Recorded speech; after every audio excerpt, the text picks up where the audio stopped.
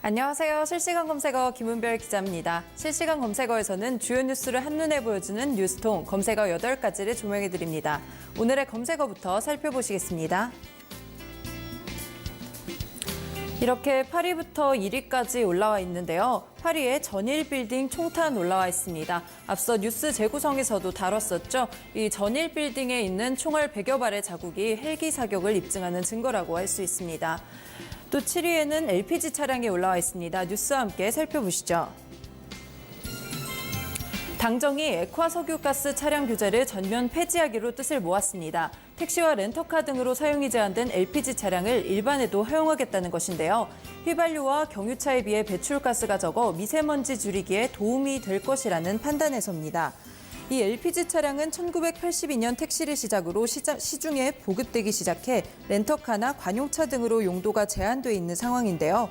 사용자별로는 국가유공자, 장애인 등 외에는 LPG차를 사거나 이용할 수 없습니다. 당정은 해당 규제 폐지가 미세먼지 감축에 기여할 것으로 기대하고 있습니다. 환경부에 따르면 LPG 차량의 배출가스 평균 등급은 1.86으로 휘발유차나 경유차보다 친환경성이 우수합니다. 또 연료비 측면에서도 저렴한 편이고요. 그동안 LPG차 규제 완화에 대해 반대했던 산업부도 이번에는 별다른 반대가 없는 상황입니다. 다음 검색에는 6위 이채욱 부회장이 올라와 있습니다. 지난 10일이었죠. 이채욱 CJ그룹 부회장이 별세했습니다. 이와 관련해서 어제 이재현 CJ그룹 회장이 이 회장의 빈소를 찾아 조의를 표했다고 합니다. 또 5위에는 국민연금 올라와 있습니다. 국민연금 노조가 정부의 일자리 안정자금 지원 사업에 대해서 반발하면서 업무 거부를 예고하고 나섰다는 소식입니다.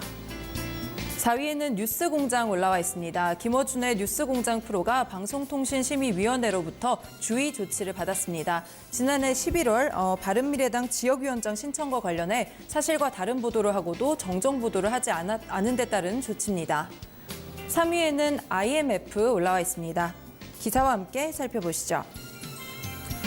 어제 홍남기 경제부총리 겸 기획재정부 장관을 만난 국제통화기금 연례협의 미션단이 우리나라의 빠른 최저임금 인상 속도에 우려를 표했습니다.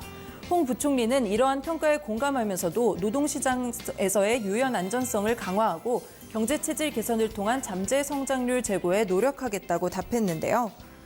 기재부는 이날 오후 홍 부총리가 IMF 연례협의 미션단과 양자면담을 했다고 밝혔습니다.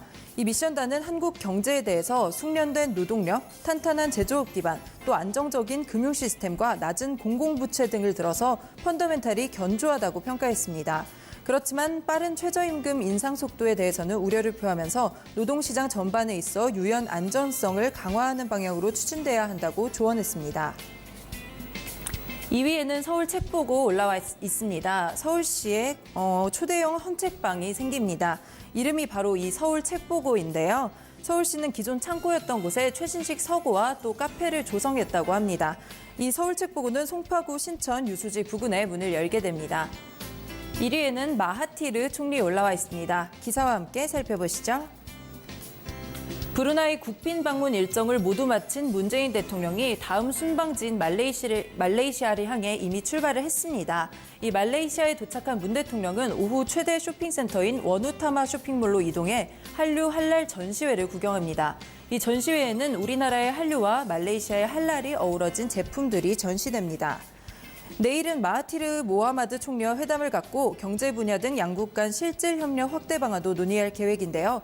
두 정상은 양국 간 기존 협력을 강화하면서 정보통신 기술과 인공지능 등 첨단 기술과 스마트 시티 같은 미래형 인프라 협력을 통해 4차 산업혁명 시대에 공동 대응하고 또 신성장 동력을 창출하기 위한 다양한 방안을 논의할 예정입니다.